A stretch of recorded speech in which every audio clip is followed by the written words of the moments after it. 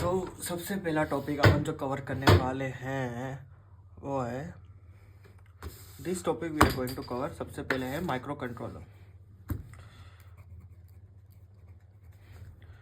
Micro processor versus micro controller.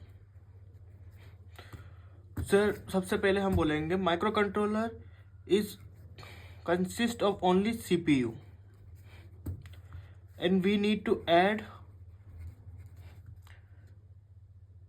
memory, output, input, peripheral externally। हमको ये चीज़ें externally add करनी पड़ेगी। But in micro processor it consist of CPU plus memory plus this input output peripheral, so no need to add it externally, it is all in one chip। हमने पहले ये बता दिया पहला पार्ट कि this consist of only CPU and अपन इसको ऐसे बोल सकते हैं कि microcontroller consist of CPU only, it have input and output port add externally, but in microcontroller it is a CPU plus memory plus output and input peripheral, there don't need to add externally, it is all in one chip, used for general purpose, multitasking, but costly। इसमें multitasking ये सब हो सकता है, costly होता है। Used for specific function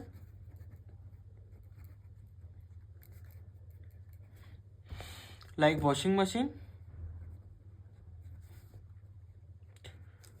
because it is all in one chip, it is cheaper and lightweight। Both have equally important, it is for general purpose but it is for specific tasks। in microcontroller it is more preferred, embedded it is more preferred।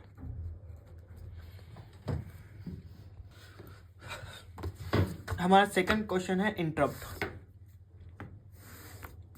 Interrupt क्या होते हैं? First, interrupt is an hardware और a software signal. ये एक signal होता है जो कि हार्डवेयर या सॉफ्टवेयर जनरेट करता है। ये क्या करता है? This signal pause normal execution, it pause normal execution जो अभी हो रहा है बाय CPU। नॉर्मल एग्जीक्यूशन जो CPU कर रहा है उसको स्टॉप करता है। Force to run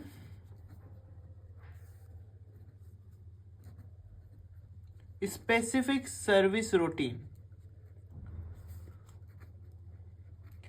and force करता है एक स्पेसिफिक सर्विस रूटीन को रन करने के लिए, जिसको हम बोलते हैं ISR, interrupt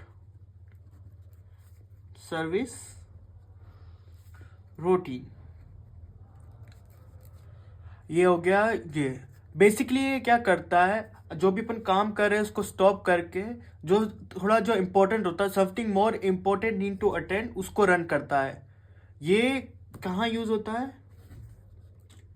real time response होता है। ये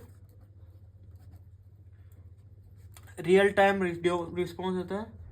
reduce latency, interrupt latency. Interrupt latency यही होता है जितनी ये जब इंटरप्ट को रेस किया और इंटरप्ट प्रोसेस हुआ उसके बीच का जो टाइम होता है, ये लेटेंसी होती है। और जितना ज़्यादा कम होगी उतनी ही सर्विस जितना जल्दी एग्जीक्यूट होगी, है ना। और उसके बाद में एफिशिएंट होता है मल्टीटास्किंग के लिए।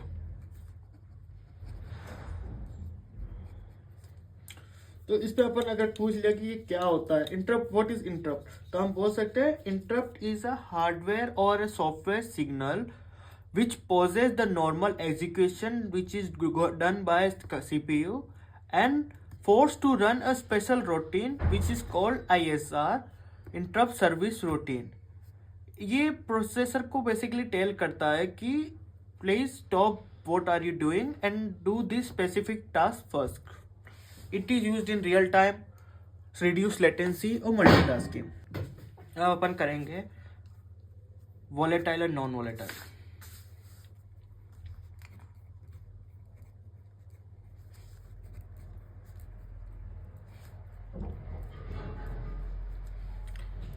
सबसे बेसिक अपन इसमें बोल सकते हैं कि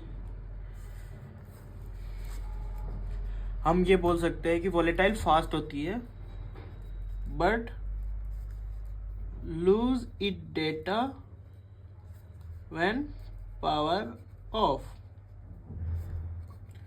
ये लूज कर देता है डेटा जैसे ही पावर ऑफ किया जाता है.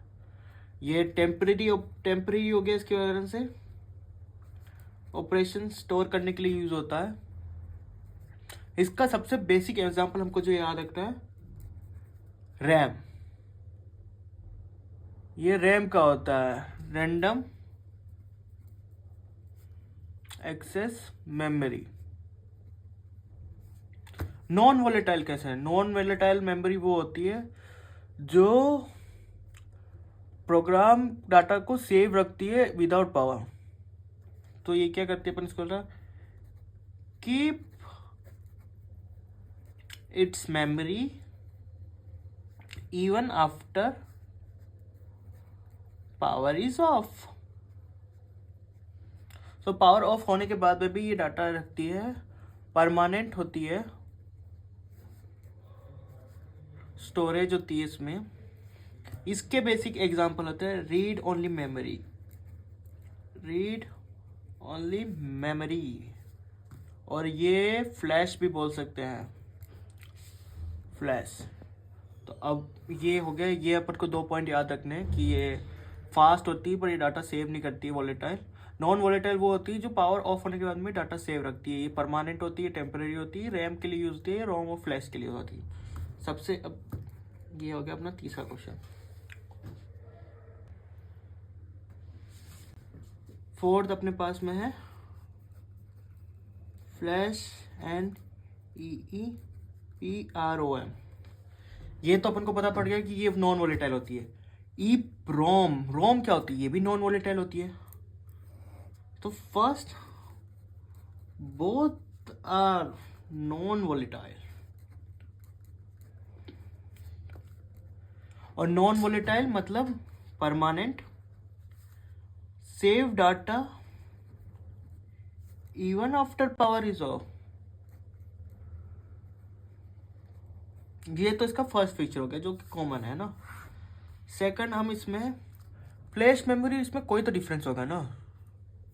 तो हम बोल सकते हैं flash memory is use good for bulk storage, कि ज़्यादा स्टोरेज के लिए अपन इसको बोलते हैं ये लार्ज प्रोग्राम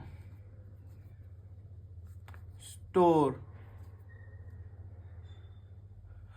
बट ये लास्ट प्रोग्राम होता है. पर EEPROM क्या होता है? EEPROM होता है स्मॉल सेटिंग्स. स्मॉल सेटिंग जिससे जो बेटर होती है, फ्रीक्वेंटली स्मॉल अपडेट्स होते हैं. स्मॉल सेटिंग्स और स्मॉल अपडेट्स के लिए होती है, और वो बल्क स्टोरेज के लिए यूज होती है. तो अपन ये बोल सकते हैं EEPROM is use for small setting, consider it only update 1 bit at a time. ये अपडेट करती है, update 1 byte at a time. और ये अब ऐसे नहीं करती है. अब EEPROM की हमको फुल फॉर्म एक बार देखनी पड़ेगी.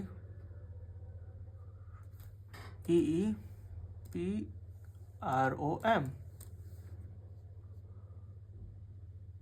नेट चल नहीं रहा है नेट. सो इसकी फुल फॉर्म क्या होती है? EEPROM की फुल फॉर्म होती है EEP, रीड ओनली मेमोरी तो पता ही है. E for electrical, erase, erasable, programmable, electrical, erasable, programmable, read only memory. ये store data even without power, एक एक बाइट अपडेट करती है, तो स्मॉल अपडेट के लिए होती है, पर फ्लैश लार्ज प्रोग्राम के लिए यूज़ होती है।